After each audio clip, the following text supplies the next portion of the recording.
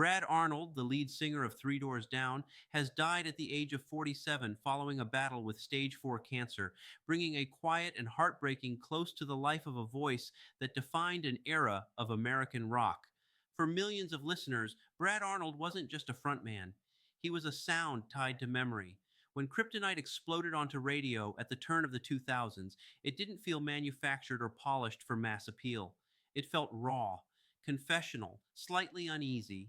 Arnold's voice carried a vulnerability that stood apart from the louder, angrier rock dominating the charts at the time.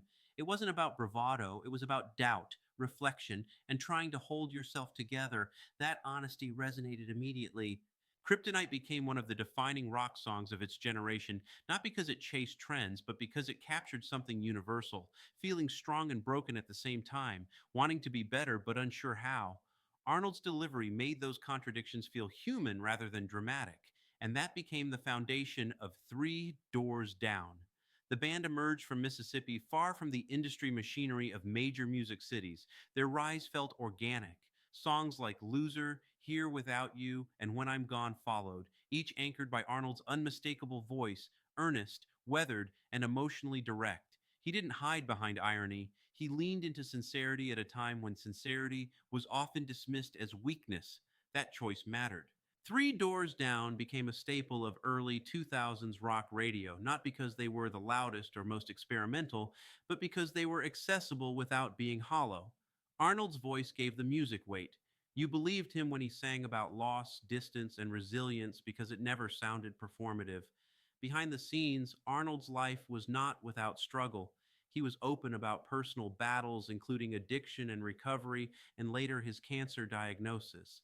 That openness mirrored the same vulnerability that defined his music. He never tried to present himself as untouchable. He presented himself as someone figuring things out in real time. His cancer diagnosis brought a new gravity to that honesty. Stage 4 cancer is not a quiet fight. It is physically exhausting, emotionally overwhelming, and deeply personal. Through it, Arnold continued to be supported by fans who had grown up with his music, people who didn't just admire the songs, but felt connected to the person behind them. His passing at 47 feels especially heavy because it cuts short a life and career that still felt present. This wasn't a distant figure from decades past. This was someone whose music still played daily on radios, playlists, and road trips, someone whose voice still felt current.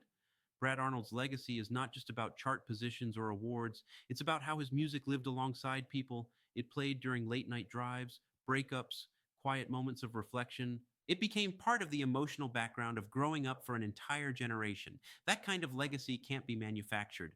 As news of his death spreads, fans are returning to the songs, listening again with different ears. Lyrics that once felt introspective now feel like conversations left unfinished. That's the strange power of music. It changes as we do.